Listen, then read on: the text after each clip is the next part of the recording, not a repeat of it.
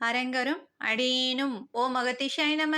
அரங்கமுருகா நினது திருவடி சரணம். திருக்குறள் பண்புடைமை. அறம்போலும் கூர்மையரேனும் மரம்போல்வர் மக்கட்பண்பில்லாதவர். அறம்போல் கூர்மையான அறிவு உடையவராயினும் ஓரறிவாகிய மரத்தை போன்றவரே ஆவர். நல் மக்களுக்கே உரிய பண்பில்லாதவர் அறத்தின் கூர்மை போலும் அறிவை உடையவராயினும் ஓர் அறிவற்ற மரத்தினை ஒப்பர். தூய்மையான திருவடியை தூய்மையான அறிவை உடையவர் வணங்கவில்லை என்றால் அறிவிருந்து என்ன பயன் என்ற ஆறுமுகப் பெருமானே.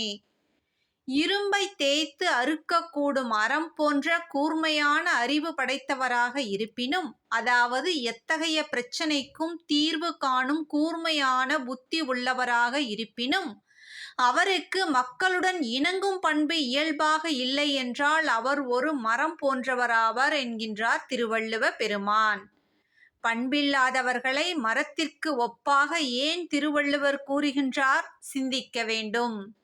இங்கே மரம் என்றால் உயிரற்ற மரக்கலம் என்ற பொருளை கொள்ள வேண்டும். ஆதலால் பண்பில்லாதவர் உயிரற்றவருக்கு சமம்.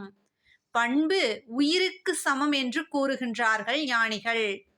அறிவு கூர்மையான பண்பில்லாதவனை மரத்திற்கு ஒப்பாக கூறுகின்றார் என்றால், மரம் தாவரங்களுள் எல்லாம் மிகப்பெரிய தாவரமாகும். அறிவும் அதுபோல பெரியதாக வளர்ந்த ஒன்று. ஆனால் மரத்தினால் பறவைகள் போன்றோ மிருகங்கள் போன்றோ கூட்டமாக குடும்பமாக செல்லாது.